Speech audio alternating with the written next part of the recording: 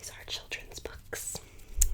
They were some of my favorites when I was a little kid, and I still really like them, so hopefully you will like them too, and hopefully,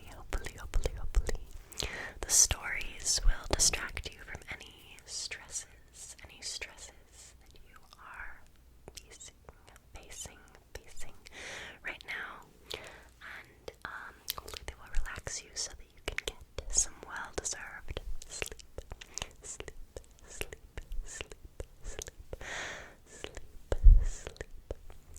Okay, so I am going to be softly speaking while I'm reading the books. The intro, I'm just whispering for the intro, but I will be softly speaking while I'm reading the books. And right now you can just close your eyes. You won't need to see this video, you can just close your eyes and let the words seep into your brain, seep into your brain, and put you into a relaxing trance. Okay.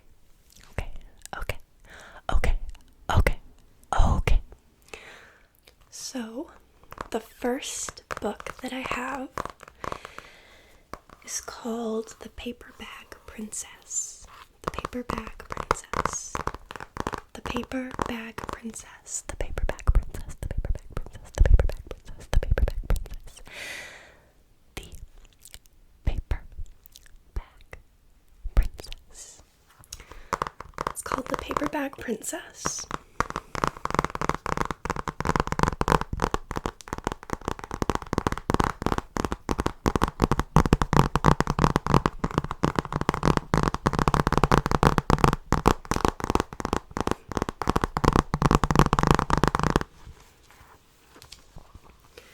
Okay.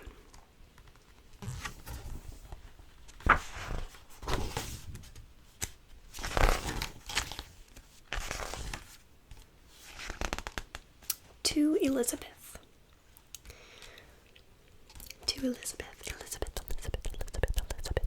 So Elizabeth, if you're watching, this book is to you.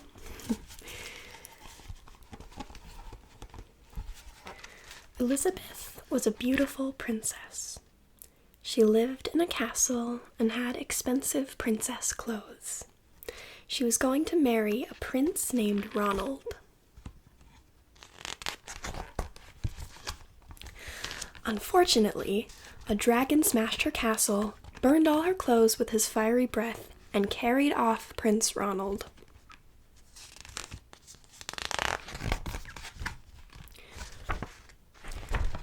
Elizabeth decided to chase the dragon and get Ronald back.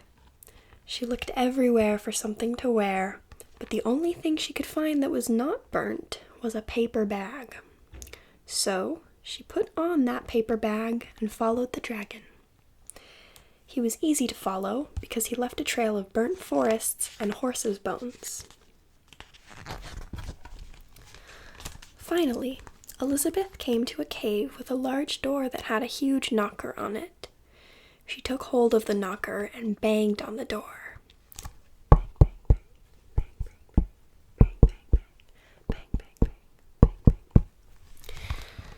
The dragon stuck his nose out of the door and said, "Well, a princess.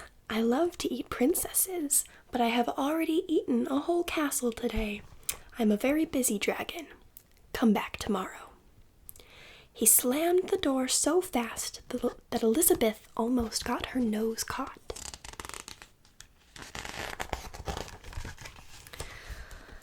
Elizabeth grabbed the knocker and banged on the door again. The dragon stuck his nose out of the door and said, "Go away. I love to eat princesses, but I have already eaten a whole castle today. I'm a very busy dragon. Come back tomorrow." "Wait!" shouted Elizabeth. "Is it true that you are the smartest and fiercest dragon in the whole world?" "Yes," said the dragon. "It is true," said Elizabeth, "that you can burn up 10 forests with your fiery breath." "Oh yes," said the dragon. and he took a huge, deep breath and breathed out so much fire that he burned up 50 forests.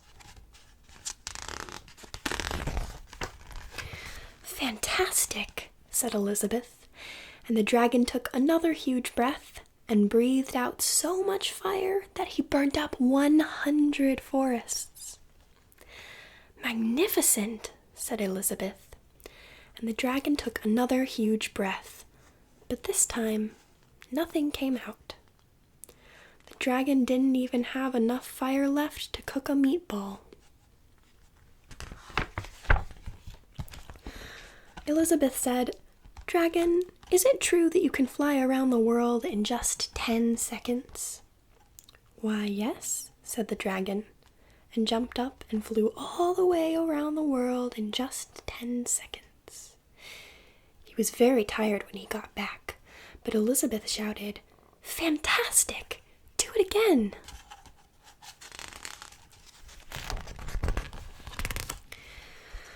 So the dragon jumped up and flew around the whole world in just 20 seconds. When he got back, he was too tired to talk, and he lay down and went straight to sleep.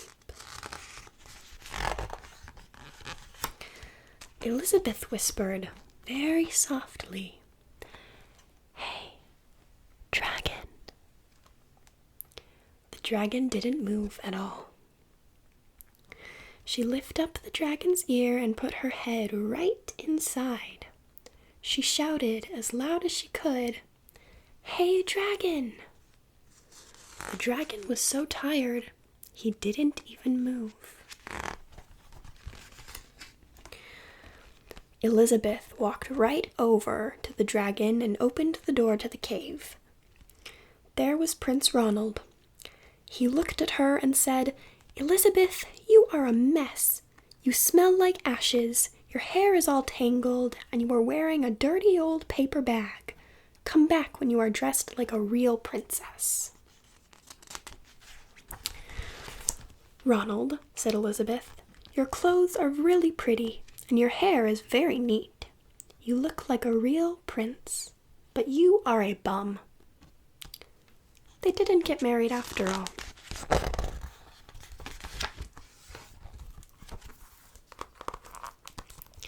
So that was The Paper Bag Princess. It's kind of a silly little story. It's really cute, I think.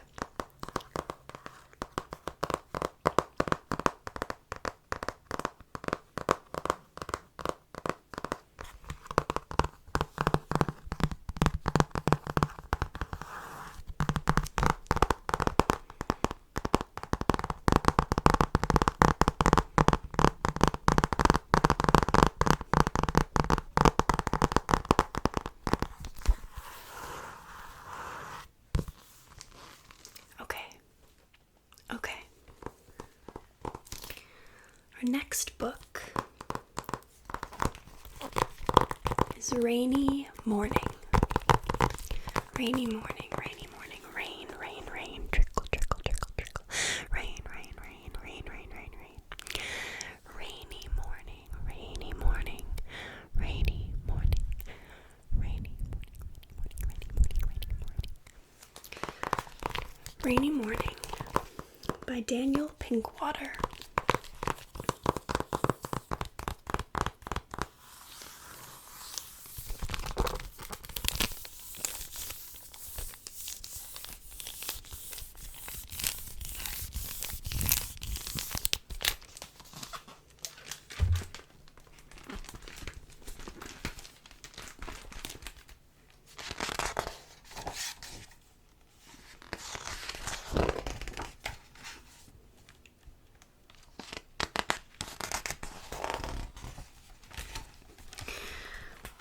Mr. and Mrs. Submarine were sitting at the kitchen table on a rainy morning.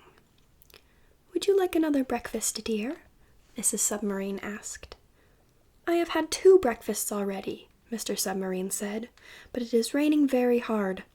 I will have 1 more breakfast, please, but just a small one."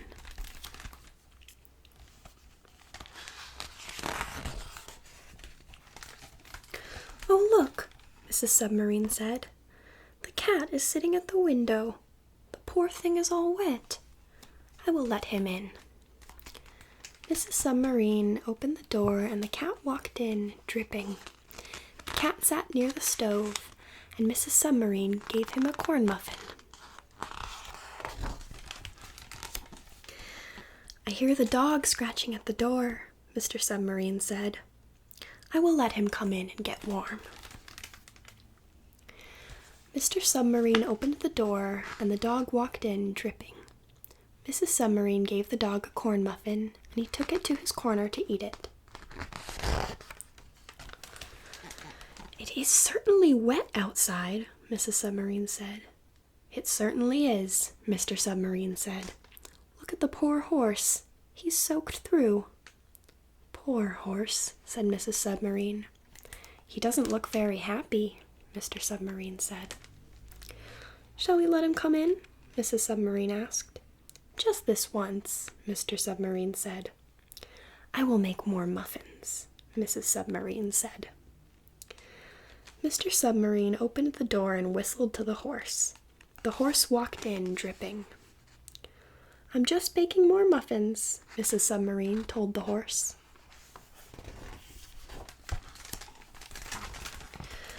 "There are crows in the tree," Mr. Submarine said.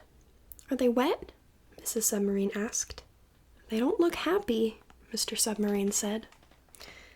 "Crows love corn muffins," Mrs. Submarine said. "I'm going to let them in," Mr. Submarine said. Mr. Submarine opened the door and the crows walked in, dripping. They sat on the backs of chairs and ate the corn muffins Mrs. Submarine gave them.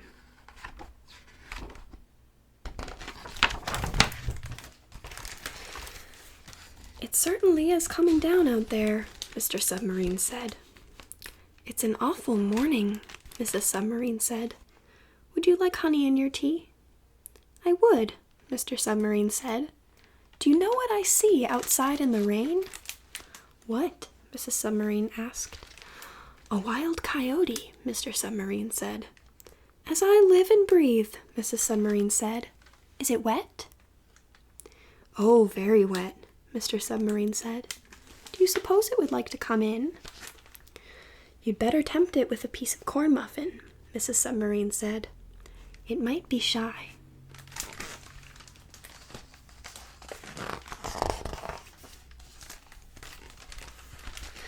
Mr. Submarine opened the door and showed the wild coyote a piece of corn muffin. The coyote walked in, dripping, and went to lie down under the sink. "When I was letting the coyote in, do you know what I saw?" Mr. Submarine asked. "Something wet?"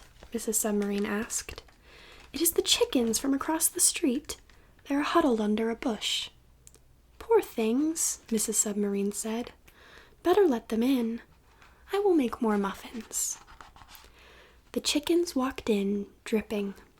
They huddled in the corner as far as they could get from the coyote. "I'm going to bring the car in," Mr. Submarine said. "All right, dear," Mrs. Submarine said. "Be careful not to run over the chickens." Mr. Submarine drove the car in, dripping. "I can give it a good wiping with towels while we wait for it to stop raining." Mr. Submarine busily dried off the car while the cat, the dog, the horse, the crows, the coyote, and the chickens nibbled corn muffins and got warm and dry.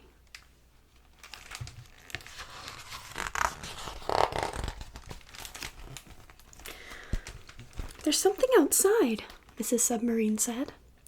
"I think it's a wildebeest."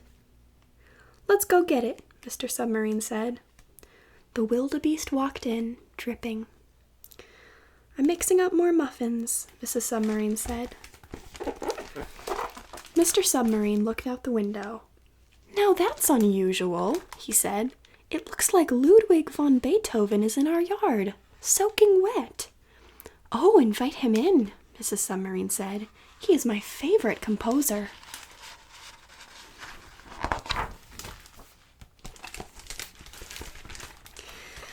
Mr. Submarine pulled on his raincoat and went outside. He came back leading Ludwig von Beethoven by the hand. Beethoven was dripping. Vielen Dank, Frau Submarine, Ludwig von Beethoven said. I'm so sorry, I'm totally going to butcher all the German. Would you like a cup of tea, Herr Beethoven? Mrs. Submarine asked. Beet und auch einen Kornmuffin, Beethoven said. I'm so sorry if anybody knows German and is watching this. Oh my god. Beethoven got a couple of crows to move to the back of another chair and sat down at the kitchen table.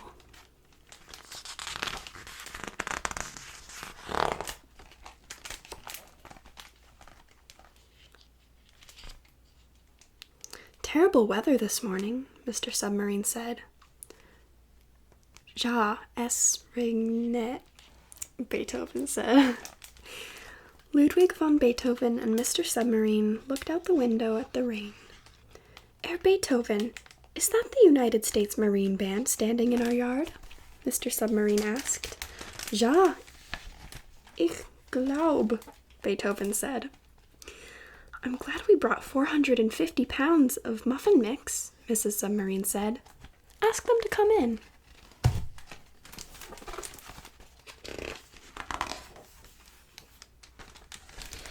The United States Marine Band walked in, dripping. The bandsman shook hands with Ludwig von Beethoven and petted the horse. Corn muffins coming up in just a minute, Mrs. Submarine said.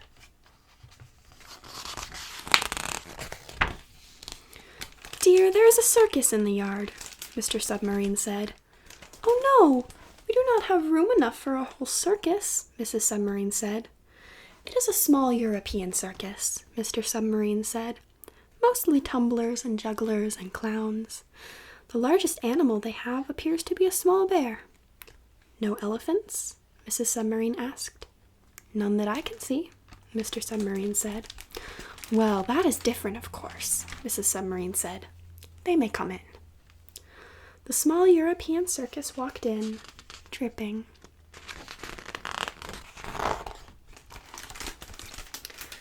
Mr. and Mrs. Submarine and all the animals and Ludwig von Beethoven and the United States Marine Band and the small European circus ate corn muffins and drank tea in the warm, cozy kitchen until the sun came out.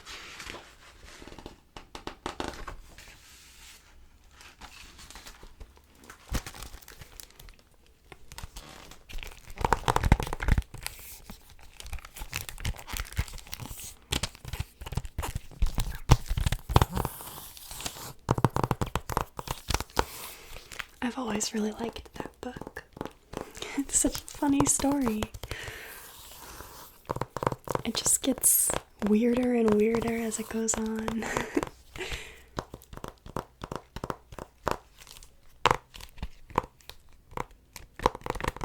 Okay.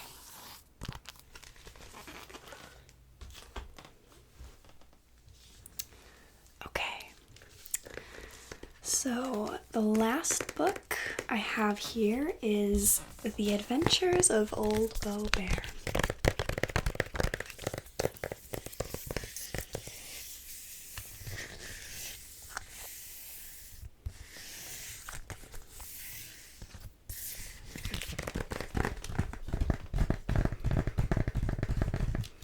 Oh, it's falling out of the book jacket. Okay, there. The Adventures of Old Bo Bear. Old Bo Bear. Okay, I'm gonna take the book jacket off for while I read it because it's almost falling off.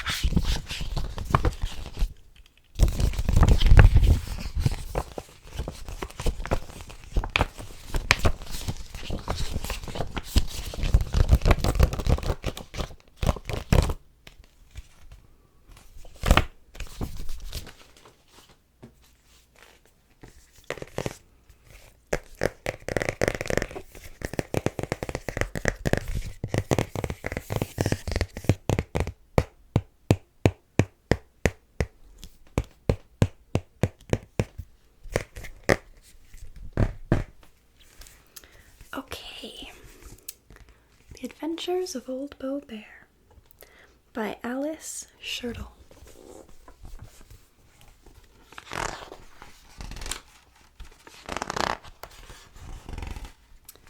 I have a bear named Old Bo Bear.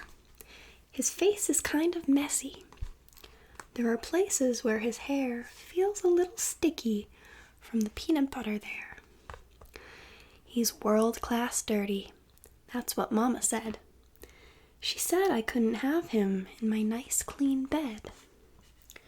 She took him to the laundry with the dirty clothes, opened up the washer and said, "In he goes." Socks and shirts and underwear, pink pajamas and Old Bo Bear, turned and tumbled, slished and sloshed. Turned and tumbled, slished, sloshed, slish, slosh, slish, slish, slosh, slish, slosh. With bubbles and suds, and came out washed. I dried Bo off and held him tight. He looked all fluffy. He didn't smell right. And an awful thing happened when Bo got clean. He lost one ear in the washing machine. I packed provisions for Bo and me, and we crawled in under the willow tree.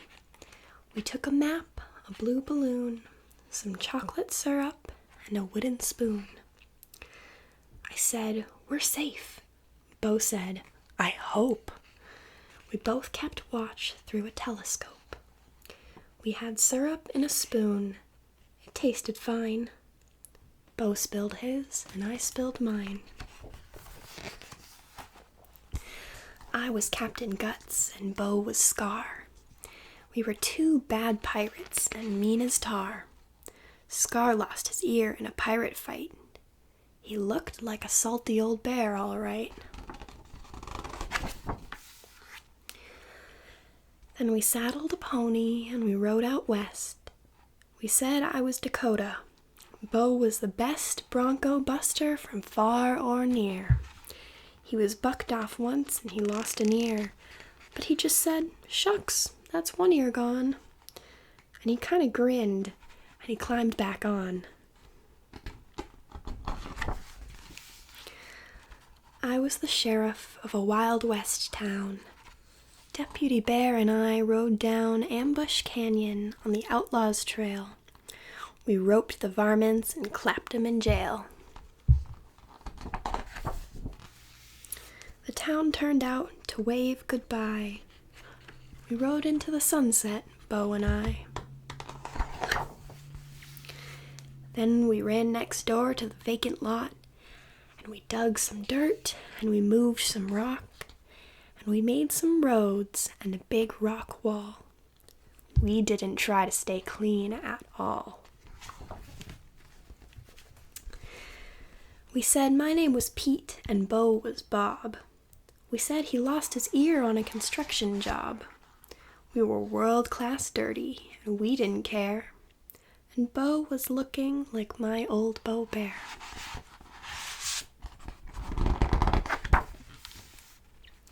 So we snuck in the house like a couple of spies. We peeked in the kitchen. We were private eyes.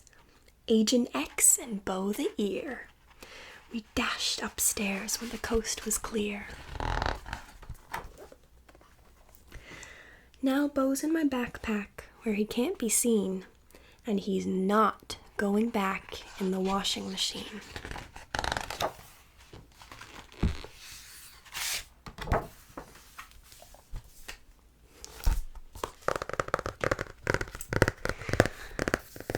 Old Bo Bear. There's that one.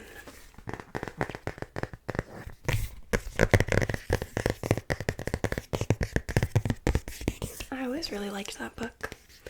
I mean, all of these that I read were always some of my favorites when I was little, but this one, I think this one was a little bit above the other two in my like mental list of favorite books. Now I like them all equally. I don't think I could choose a favorite now, but when I was little, I liked this one the best.